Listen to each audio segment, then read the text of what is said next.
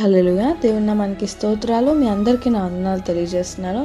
ఈ దినం కొరకు దేవుడు సిద్ధపరిచినటువంటి మాటలు, ప్రియ సహోదరి సహోదరుడా, దేవుడి దినం నీతో ఈ శుభవార్త తెలియజేయాలనుకుంటున్నారు. ఈ దినం నుండి నీ యొక్క లైఫ్లో ఆయన నూతన కార్యానికి నిన్ను ప్రిపేర్ చేయాలని చెప్పి దేవుడు కోరుకుంటున్నారు. ఇక్కడ 2 కొరింథీయులకు రాసిన పత్రిక 5వ అధ్యాయం 17వ వచనం మనం చూసుకున్నట్లయితే, therefore if any man be in Christ, he is a new creature, all things are passed away, behold all things are become new. హల్లెలూయా. ఈ యొక్క అధ్యాయం ద్వారా దేవుడు నీతో మాట్లాడాలనుకుంటున్నాడు. దేవుడు లోనికి నువ్వు వచ్చావు, లేకపోతే నీవు దేవుని గూర్చి నీవు తెలుసుకుని ఉండి కూడా ఆయన్ని రహస్యంగా ఫాలో అవుతున్నావేమో, లేకపోతే ఆయన్ని నమ్ముకున్నాను కదా చాలు ఇంకా అని చెప్పి అక్కడే ఆగిపోయావేమో, లేకపోతే బాప్తిసం తీసుకున్న తర్వాత నేను దేవుళ్ళలోకి వచ్చేసాను కదా, నేను నూతనంగా మార్చబడ్డా కదా, మళ్ళీ రీబోర్న్ అయ్యాను కదా అని చెప్పి నువ్వు అనుకుంటున్నావేమో. అయితే ఇప్పుడు ఈ శుభవార్త మీ యొక్క లైఫ్లో నూతన కార్యాలు, మీ యొక్క లైఫ్ నూతనంగా మార్చబడాలి అంటే ఇక్కడ మీరు చేయాల్సింది ఒకటి ఉంది. ఏంటంటే క్రీస్తులోనికి వచ్చినప్పుడు ప్రతి ఒక్కరూ క్రీస్తుకి లోబడేటువంటి వ్యక్తులుగా ఉండాలి. ఇక్కడ మనకు ఎగ్జాంపుల్ చూసుకున్నట్లయితే యేసుప్రభుల వారు పేతురు దగ్గరికి వస్తారు. పేతురు దగ్గరికి వచ్చినప్పుడు నీ దోణిని నేను ఎక్కి నా యొక్క స్టూడెంట్స్కి నేను టీచ్ చేయొచ్చా అని చెప్పి అన్నప్పుడు పేతురు ఇస్తాడు. ఆ దోణిని ఇచ్చినప్పుడు ఆయన ఒక ఉపమానం చెప్పి, పరలోక రాజ్యము సముద్రం వంటిది.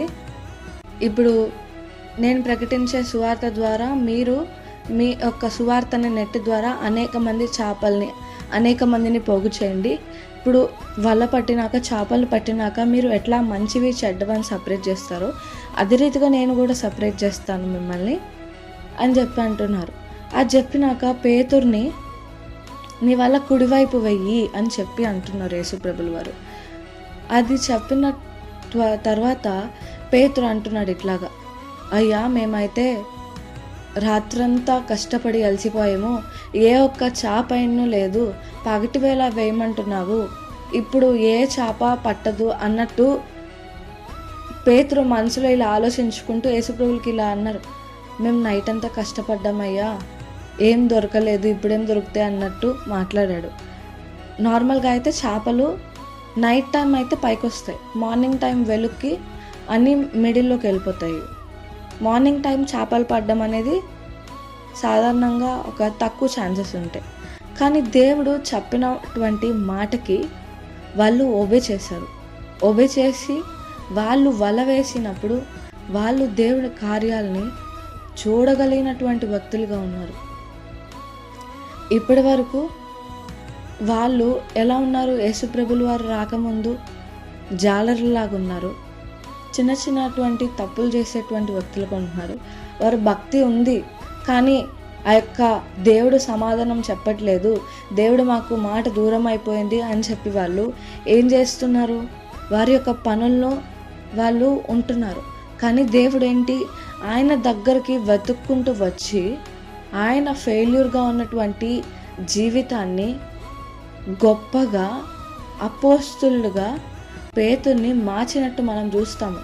ఆయన ఆ యొక్క కార్యం చేసినాక పేతురు పాదాల మీద సాష్టాంగ పడినప్పుడు, అయ్యా నేను ఏం చేయాలి, నేనైతే నీకు తగినటువంటి అర్హుణ్ణి కాదు, నేను పాపిని, నాలో ఏ మంచి లేదే నా నుండి దూరం వెళ్ళిపోయా అంటే ఆయన అన్నది ఒక్క మాట, ఫాలో మీ అన్నారు, నువ్వు నన్ను ఫాలో అవ్వు అన్నారు, అంతే. ఇప్పుడు నీ యొక్క లైఫ్లో కూడా నీవు క్రీస్తుని నమ్ముకున్నావు, బాప్తిసం తీసుకున్నావు, అంతా ఓకే, బాగానే ఉంది. లేదా నువ్వు క్రీస్తులో రాలేదా? అయితే దేవుడు ఇది నీకు ఇచ్చేటువంటి పిలుపు. ఆయనలో నూతన కార్యము నీవు చూడబోతున్నావు. నీవు క్రీస్తులో వస్తే నూతన కార్యం నువ్వు చూస్తావు. బాప్తిసం తీసుకుంటే కార్యం చూస్తావు. అది ఎప్పుడంటే బాప్తిసం తీసుకోకముందు వాక్యం అన్ని లోబడుతున్నావు, అంతా ఓకే. అలా అయితే నువ్వు బాప్తిసం తీసుకో, నీకు నూతన కార్యం మొదలవుతుంది. బాప్తిసం తీసుకున్నటువంటి కొందరు ఎవరైతే ఉన్నారో ఈ యొక్క మాటతో మాట్లాడుతున్నారు, నేను బాప్తిసం తీసుకున్నాను, అంత బాగానే ఉంది, ఇంకా నీ లైఫ్లో ఒక కార్యం జరగట్లేదు ఏంటి, అంత నేను ఎక్కడికి వెళ్ళినా కానీ నాకు దురదృష్టం లాగా నాకు అంత ఫెయిల్యూర్సే నా చుట్టూ కమ్ముకుని ఉన్నాయని చెప్పి నీవు ఈ దినం అయితే బాధపడుతున్నావేమో. నీ యొక్క లైఫ్లో ఒక కరెక్షన్ చేసి నిన్ను సక్సెస్ మార్గంలో, న్యూ బిగినింగ్స్లోకి దేవుడు నిన్ను తీసుకువెళ్ళాలని చెప్పి ఆయన ఉద్దేశించున్నారు. కాబట్టి ఆయన నీతో ఈ శుభవార్త చెప్తున్నారు. దేవుడు నిన్ను ఒక న్యూ బిగినింగ్కి ప్రిపేర్ చేస్తున్నారు. ఫెయిల్యూర్స్తో ఉన్నావు, పడి కష్టపడి నువ్వు వెక్స్ అయిపోయి ఇంకా నా వల్ల కాదు అని గివప్ ఇచ్చావు కదా. That is the time God నిన్ను యూటిలైజ్ చేసుకోవడానికి, గాడ్ నిన్ను నీ జీవితంలో కార్యం చేయడానికి దేవుడు చూస్తున్నాడు. ఏం చూస్తున్నాడంటే నువ్వు ఎంత దాకా కష్టపడతావు కష్టపడు, నీ స్వయం కృషితో ఎంత దాకా ఓపిక ఉందో, ఎంత దాకా ఒంట్లో బలం ఉందో, శక్తి ఉందో అప్పుడు దాకా నువ్వు కష్టపడు. నీ ప్రయత్నం అయినాక నేను దాన్ని హ్యాండిల్ చేస్తాను. నువ్వేం చేయలేని పరిస్థితుల్లో నేను నీ లైఫ్ని తీసుకుని నేను నీ లైఫ్ని మారుస్తానని చెప్పి దేవుడు ఈ దినం నీతో మాట్లాడుతున్నారు. ఆయన తన యొక్క పిల్లల నుండి కోరుకునేది ఏంటంటే ఆయన మీద కంప్లీట్గా డిపెండ్ అవ్వాలని చెప్పి కోరుకుంటారు. ఆయన మీద ఆనుకోవాలి, ఆయన మాటకి ఒబే చేయాలని చెప్పి కోరుకుంటారు. అక్కడ పేతురుని మనం చూసుకున్నట్లయితే పేతురు తన కష్టం అంతా పడి ఇంకా నా వల్ల కాదు ఇంకా అయిపోయింది అనుకున్న టైంలో దేవుడు వచ్చి ఆయన చెప్పింది చేయమన్నాక చేశాడు. చేసినమ్మటే తన లైఫ్ ఒక మలుపు తిరిగినమ్మటే ఆయనని ఫాలో అవ్వమన్నప్పుడు ఫాలో అయ్యాడు. అక్కడి నుండి తన లైఫ్ అనేది చేంజ్ అయింది.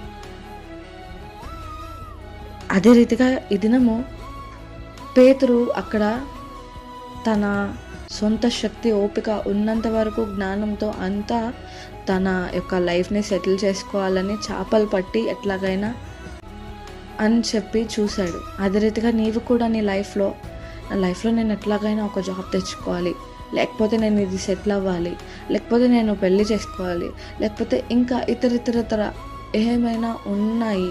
వాటిని నీ సొంత కార్యాలతో, నీ యొక్క సొంత జ్ఞానంతో, నీకున్న నాలెడ్జ్, నీకు తెలిసిన పరిమితిలోనే నువ్వు చూసుకుని చేసి 100% కాదు 1000% పెట్టినా కానీ నువ్వు ఫెయిల్యూర్గా మిగిలిపోయావంటే నీ లైఫ్లో దేవుడు కార్యం చేయాలని చెప్పి కోరుకుంటున్నారు.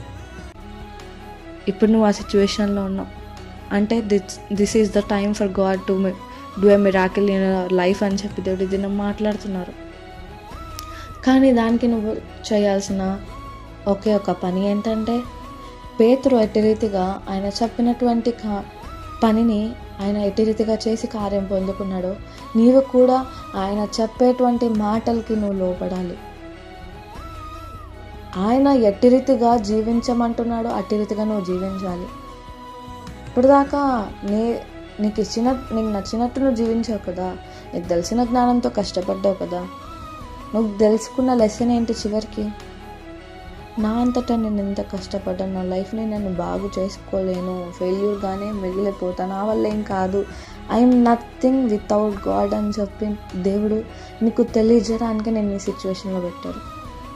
తెలియజేసి ఆయన నీ లైఫ్లో ఉంటే నీ లైఫ్ ఎలా మార్చబడుతుందో నీకు చూపించడానికే ఈ దినం దేవుడు ఈ దినం మాట్లాడుతున్నారు. కానీ దానికి చేయాల్సిన ఒకటి చిన్న థింగ్ ఏంటంటే నీవు ఆయన మాటకి ఒబే చేయడానికి సిద్ధంగా ఉన్నావా? నువ్వు ఆయన మాటకి ఒబే చేయడానికి సిద్ధంగా ఉన్నావంటే ఆయన నీ లైఫ్ని న్యూ క్రియేషన్గా, న్యూ బిగినింగ్స్ నీ లైఫ్లో స్టార్ట్ చేయాలని చెప్పి కోరుకుంటున్నారు. ఆయన అయితే ప్రామిస్ చేస్తున్నారు, I will change your life if you obey అని చెప్పి. నువ్వు ఒబే చేసేయడానికి రెడీగా ఉన్నావా?